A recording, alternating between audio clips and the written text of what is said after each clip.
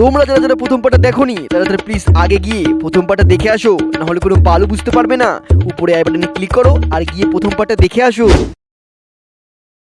তাহলে বন্ধুরা, এই হলো আমাদের পিকনিকের মেনু। তোমাদের যদি কোনো আপত্তি থাকে তাহলে কিন্তু এখনই বলতে পারো। না ভাই, কোনো আপত্তি নেই।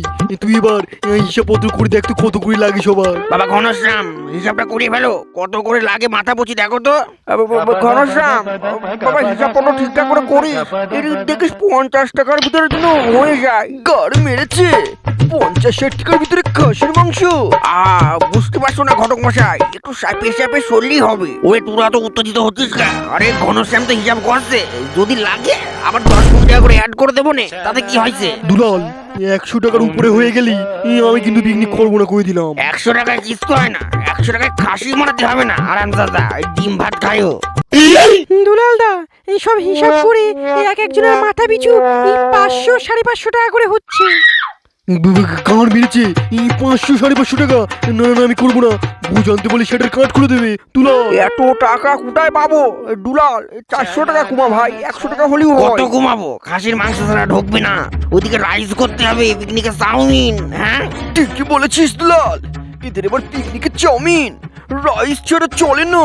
মুখ সামলে কথা বলবি কিন্তু ঘটক মশাই, নাহলে তোর মুখ আর জিভ আমি টেনে ছিঁড়ে দেবো। তুই আমার কিচ্ছু ছিঁড়তে পারবি না। উচিত কথা বললে পোঙায় সবারই ফুসকা পড়ে। খাসির মাংস খাবে, 500 টাকা দেবে না।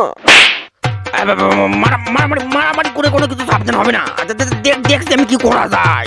দুলাল, মাংসটা নয় পোল্ট্রি করে দে, দেখ কত করে হয়। বাবা ঘনশ্যাম, তুমি ওই পোল্ট্রি করে দিয়ে হিসাবটা করো দেখি। সালা ভিখারির দল, হাতে পয়সা নেই, এবার খাসির মাংস কিনতে আসে। দুলাল, এই পুরোহিত মশাই কিন্তু সাবধান করে দে।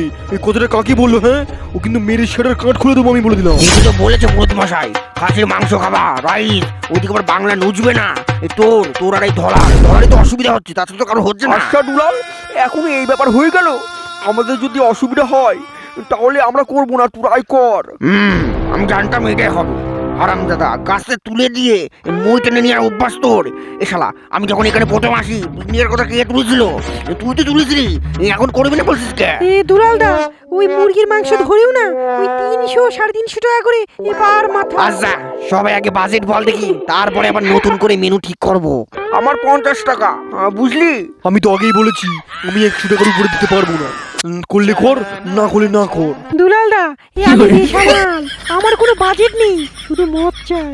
দুলাল, আমার কোনো বাজেট নেই, শুধু মেনুটা যেন ভালো হয়। ওরে পুরোহিত মশাইয়ের বিরাট টাকা, টাকা তো হবেই। লোককে ভুলভাল মন্ত্র দিয়ে টাকা আদায় করে নিয়ে আসে। মুখ সামলে কথা বল কালু, বলে দিচ্ছি কিন্তু, নাহলে তোর মুখে মন্ত্র ছুড়ে মারবো। তুই আমার বালু চিনতে পারবি না। ঝামেলা করে কোনো লাভ নেই। যা মনে হচ্ছে 50 টাকার নিচে পিকনিকটা করতে হবে, দেখছি আমি। ঠিকই বলেছিস দুলাল, দেখ 10-20 টাকার ভিতরে হয়ে গেলে তো আরো ভালো হয়। ঠিক আছে, তাই হোক। সবাই আমার কথা মন দিয়ে শোনো। সবাই কালকে বাড়ির দিকে একটা করে ডিম আর শাল নিয়ে আসবা, সাথে আলু নিয়ে আসবা। হ্যাঁ, মনে কিন্তু থাকে 50 টাকা করে এক্সট্রা নিয়ে আসবা, কিন্তু ওই টাকার একটা হেভি জিনিস খাওয়া হবে। মাঠে যাই উনুন কাটিয়ে খড়ি কুড়ায় পিকনিক করা হবে। সবাই বুঝতে পারলে? কিন্তু দুলাল দা, 50 টাকা তাহলে এক্সট্রা করে আনতে বললে কেন? ওই টাকা দিয়ে হাফ বাংলা নিয়ে আসবো, বাংলা নিয়ে আসে সবাই মিলে খাবো।